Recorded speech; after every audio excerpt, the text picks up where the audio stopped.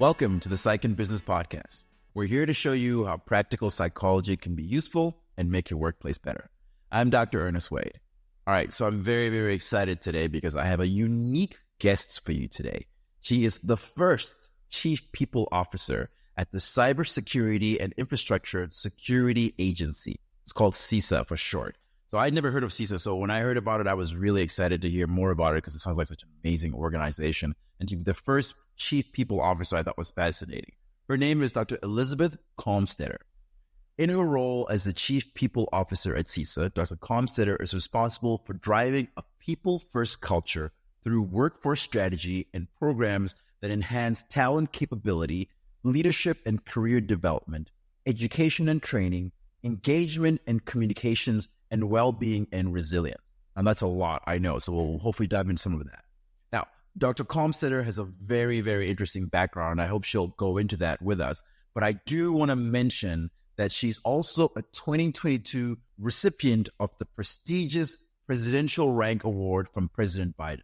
Elizabeth, welcome to the show. Well, thank you so much, Ernest, for inviting me here today. Thank you so much for coming on the show, Elizabeth. You have such a fascinating experience and work. But before we dive into that, I always want to start the show by saying, tell us a little bit about yourself. How did you end up doing the work that you're doing? Well, part of my background is actually as an industrial and organizational psychologist. So I've also always been fascinated with people and behavior, but in organizations, in their life and their work, particularly spend so much time at work. So what makes people successful and happy at work was really something I was interested in. So bringing that after I got my PhD, thinking about where can I go with my career, I really wanted to be in an organization and learn the people and the culture and what makes the organization successful. So I found my path into being an IO psychologist in the organization, and then I found my way into the federal government. And I started at the FBI, and I have been over 30 years now across 9 different agencies. So I want to put a plug in for public service because really being in public service and getting to work with the people who really dedicate themselves every day to the mission for the American people there's nothing more rewarding than that. Yeah, I appreciate and I can recognize that. I worked at the VA as well, and it's such rewarding work. So thank you for your service. That's really fascinating. Elizabeth, I want to dive right into it because Chief People Officer is not a term that a lot of people are familiar with. So help us understand, what is that term and what does your job look like, and how does it differ from HR? Yeah, that's such a great question. I get that all the time, actually, because it is a new term. I will say that you will see that more in the private sector. And a lot of the chief people officers in the private sector are also responsible for HR operations. So they're doing both the people, strategy, culture work, but also HR operations. What's unique about my role at CISA is the vision of our director, Jen Easterly, is to actually have a separate office dedicated to ensuring that we are paying attention to how healthy our organization is. Are we really doing everything we can to bring that employee experience to the forefront and making sure the culture is the values that we aspire to have is being felt by our employees? So again, you'll see it, but a lot of times they're also doing HR. So we have a chief human capital officer at CISA who is taking basically the life cycle, the hire to retire, capability and providing those services. So all the recruiting, hiring that we do, that benefits, the retirement, the pay, compensation, performance appraisal. So all of those really operational parts of HR are what the Chico is doing. And then I am making sure that we don't just hope and leave it to chance that our organization's going to be healthy, that we are building programs, looking at data, collecting and listening to our employees and using that to figure out where we can invest, where we should invest.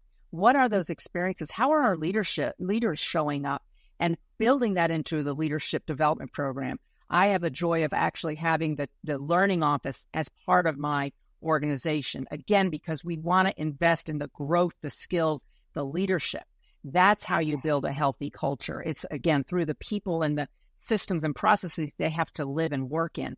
But it's really putting that at the forefront and not leaving it to chance or hoping that we put the core values on a poster, stick them on a wall, that somehow magically those are going to be the way things work around here. So I can share some of our programs as we talk further, but it really is about that, making sure we're intentionally building and looking and measuring the culture and experience. I love the word that you use there, intentional, right? Being intentional about how your people are performing and how you're working with them to support them to engage as best as they possibly can. If you can you share some examples of how the work that you've done has really helped the employees at CISA to really function at the best of their ability? Yeah. So as you can imagine, in the mission and the urgency and the 24/7 aspect of cybersecurity and infrastructure security, it is all in all the time. One of the things that I am very concerned about is the well-being of our workforce. You can imagine burnout, the stress.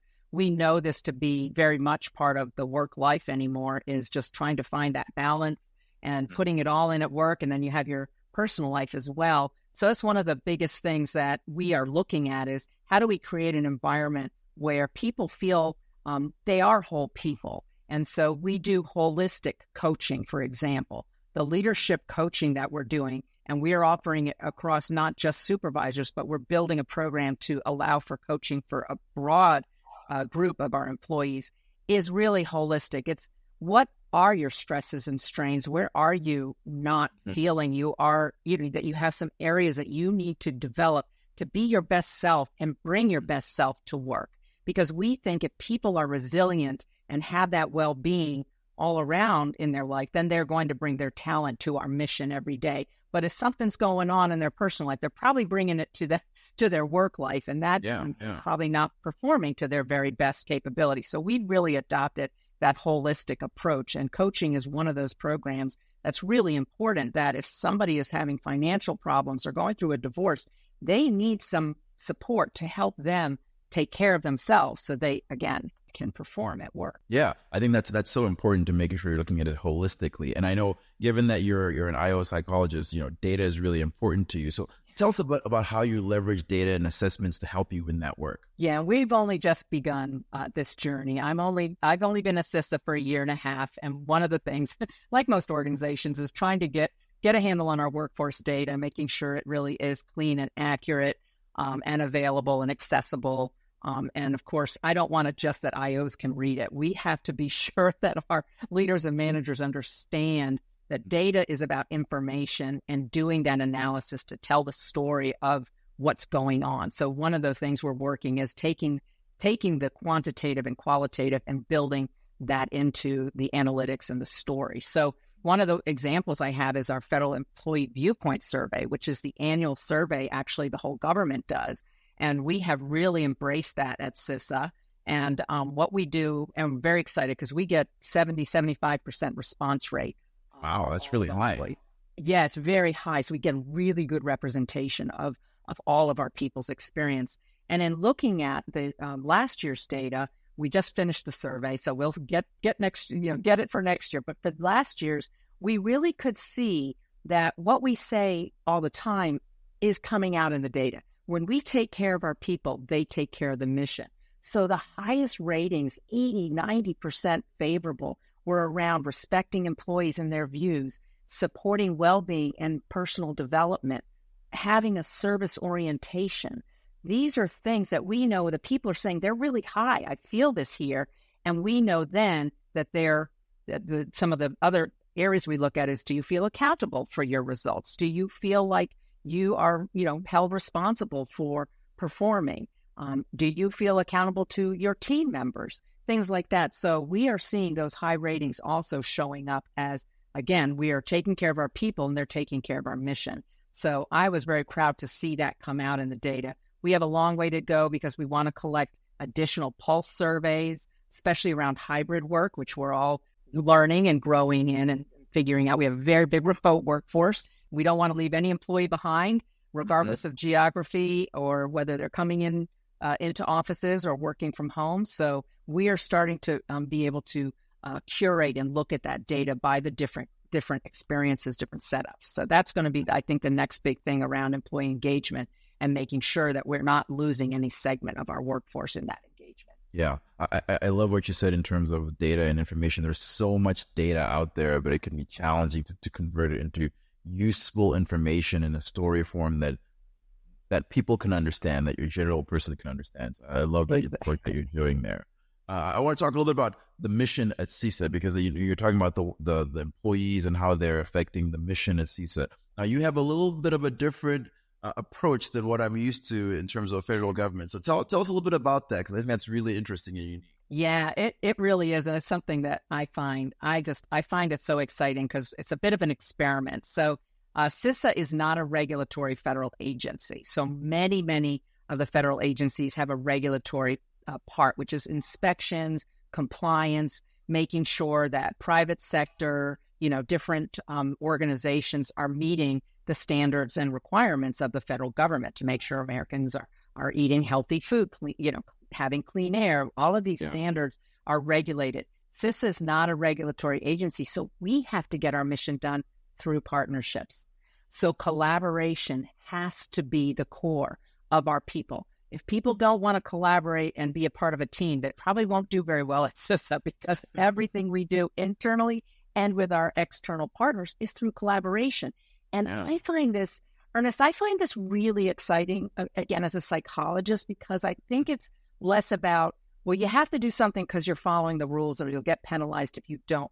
Where's that motivation to do something because it's for the better good? Because we both have a common goal to secure our infrastructure, to secure cyber, and making sure people, are not, experiencing hacks or, worse, disruptions, identity theft, all these different things that are happening. Organizations, intellectual property theft, all of these things have a detrimental impact. So what we've been able to do is find that the private sector, academia, nonprofits, local, state, tribal, they all want the same thing we want, which is to secure their information and their services, right? So they see us as a partner and as a provider of things, like we can come in and do a vulnerability test and show them where their vulnerabilities, where their weaknesses are, and they shore them up. That's a partnership with government. That's government helping these organizations to secure.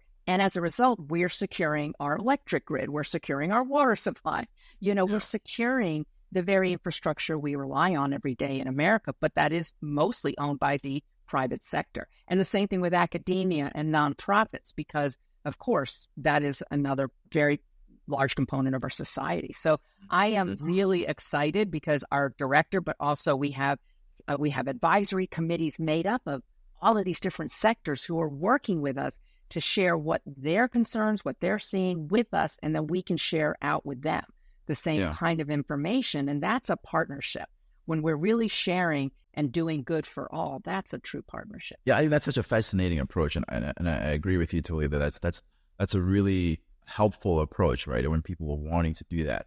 I'm interested in knowing, how do you prepare your employees to have that collaborative, that partner mindset? Because, I was in for federal government, and that's not always the approach that we take. So how do you prepare your employees to come to an organization and have that approach so that they can be well received? Another great question, because, I'd like to say, of course, selection and hiring is in my DNA as an IO psychologist. I'd like to say that we've built it into our recruiting and selection program. I will say we have in some places. We have not across the board, but I would like to see more of that in our hiring and recruiting, because that's really where we get the first, look at and look at whether this person's going to be a good fit for us. Yeah. So we have done that, certainly in some cases, but we also are doing a refresh on our new employee orientation and looking at, I think it's a great orientation, but to this point is the first experience the employees have has got to reinforce what's very, very critical to their role. So we are looking at starting with our new employees when we first get them here, really talking about how important this is. And it's not just internal, but it's external. So if they get that first experience with CISA and see that and feel that with how we talk about it in terms of mission success, I think that's where we, again, get their orientation, the paradigm that they're going to then bring in to the workplace, that's how we do things around here. And those are our expectations. So we're building that in just now to fortify that. And then, of course, we have the good old performance management system where we can give feedback to people through their evaluation, through their ongoing conversations with their supervisors that this is an important part of your role. And so how does that fit in your role? Because they're all different. And how does that show up? Because not everybody works with external partners, but we sure work internally. And one of my favorite things is trying to break down our cylinders of excellence, which are silos. Because every organization, we get our heads down and we work, and we get into silos. So we are, in my office, really working on how do we build those collaborations into just the way we do work, the way we have things that we do at CISA. And we have councils and we have cross-functional teams, and we reward cross-functional teams, again, to reinforce it's not any one team that can do anything. They have to rely on each other. No, I think that's really important to reinforce and reward that behavior that you want to see.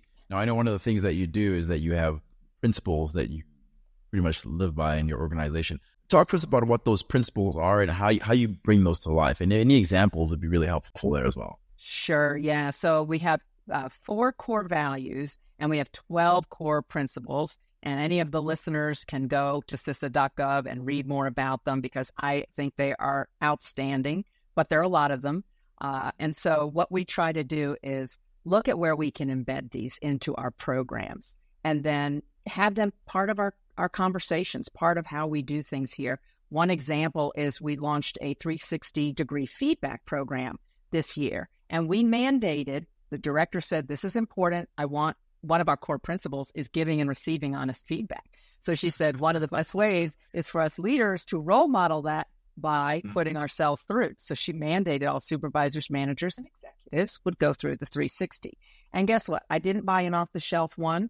I'm an IO psychologist and I have a team, and we built an in-house 360 tool. And yeah, we had a few of the kind of normal leadership competencies and the kinds of things you would do. But I have a question for all 12 core principles, leading with empathy as an example. Like, how is that felt by your peers, your direct reports, your supervisor, and even yourself? So we had self-ratings, and they all went through which ones they really felt they were strong at and where they needed to do work. So that was one of the ways of making it real. Oh, you know what they say, what gets measured gets done. So now we're measuring these 12 behavioral principles of our culture. And we gave feedback, and we're doing analysis on this data, which was really exciting because we also had open-ended questions, of course, because that's where you can really get to what the person should do more of and maybe not do so much of, and in kinds of things that they go, oh, yeah, I didn't realize I do that much. And so we had some really good, and we mandated conversations to happen between the manager and the participant supervisor. And the data reflected what was actually pretty rewarding to me, which are the top 2 that came out across all the rater types. Number 1 was do the right thing, and number 2 was people first, and they were both the top rated. And those are pretty much what we want to see. Do the right thing always, even when it's hard. Do the right thing. That's that integrity. And I think we expect that certainly in public service where we take an oath of office. But to see that come out in the data, and then people first, I mean, that's what we're trying to do. The fact that direct reports, the peers, the managers all said, people first, this person is walking the talk. That was really reinforcing. And then we kind of, they were all pretty high, but they weren't all high. They weren't all 7s on a 7-point scale. So we have now data where we can see as a leadership team, where are we effective and where can I now build into my formal leadership training program some more areas for reinforcing these areas. So that's how we're making it real, through data, through conversations, feedback, and again, reinforcing, no, this is important. We're going to work on this. I love the work that you're doing there and the use of that really customized 360 to get you that very rich information. And as you mentioned, I'm thinking about your 30 plus years of service in the government. And I'm thinking to myself, you've worked at NASA, you worked at the FBI, you worked at all these different places. How have you seen this kind of work, this work with people and with leaders? Have you seen it changed over time in all of these different organizations that you've worked at? And tell us some stories of some of these places. Which some of these places I'm sure it was not as easy as it is at CISA now. So let's hear a little bit of stories of that. Yeah. So we don't have enough time to go through that many stories, but I will say that it has been a privilege to serve in so many important agencies with critical mission.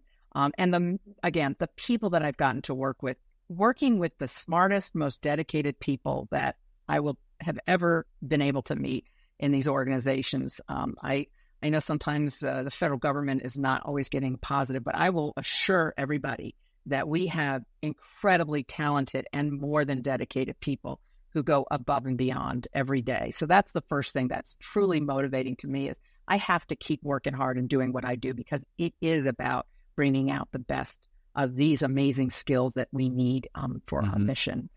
So there's that. I would say that probably the biggest culture challenge was when I went over to the Office of the Director of National Intelligence, ODNI, that was also stood up after 9/11. And the 9/11 Commission said the failure of intelligence was not sharing information.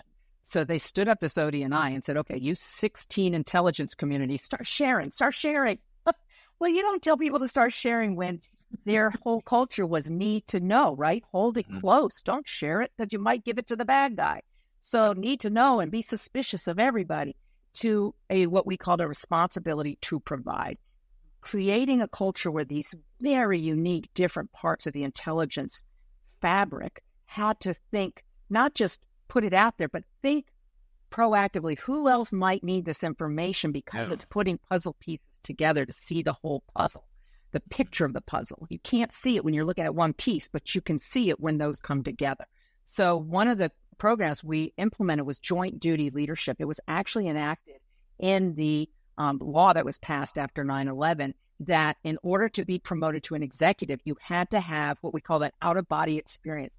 You had to take an assignment in one of the other components of these 16 intelligence agencies. And that was like, no, I know everything. I'm at the CIA. I'm at the NSA. I know everything. I don't need to go outside my agency. I'm okay. I'm ready to lead.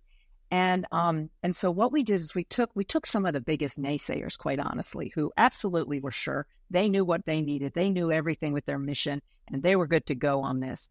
And we asked them to pilot this and just go be part of our pilot, help us learn what we don't know, help us be sure we're building the right program, because, if you don't think this is a good thing, then you're going to really be able to critique this and tell us what we can do. Off they went. And wouldn't you know, Ernest, that they came back as the biggest advocates for us, because they came back and said, I had no idea. I learned what NSA, NGA, DIA, I learned so much that I had no idea. I read reports, I'd been in briefings, but I didn't know until I walked in the shoes and worked with those people on those teams. And when they came back and we took their vignettes and we shared those, all of a sudden this mandatory program became part of our whole leadership development, that it was a value add to their leadership. And that was and then I really think that was a hallmark in creating community and creating, through leadership, a culture of sharing and seeing that all of these agencies created the strongest intelligence fabric that we need. Yeah, I mean, there's so much in there. There's the change of the culture, the perspective that people have held for so long that goes against how they've been trained and the work that they do, asking them to share when they're all about keeping secrets, and then just changing the culture of where this is an organization, we know what we're doing, we don't need to know anything else. Then changing the perspective of, trying to get people into this program. I mean, there's just so much that goes into that. You don't really think about the work that goes into getting the people, these future leaders, to change their perspective. That's such a great example of the work that you do in terms of Elizabeth. This has been such a great conversation, and we could go on, but there's just not enough time. So we'll have to have you come back and talk a little bit more about that. I'd be happy to. How do people reach you if they'd like to contact you, continue the conversation or ask you some questions? What's a good way of reaching you?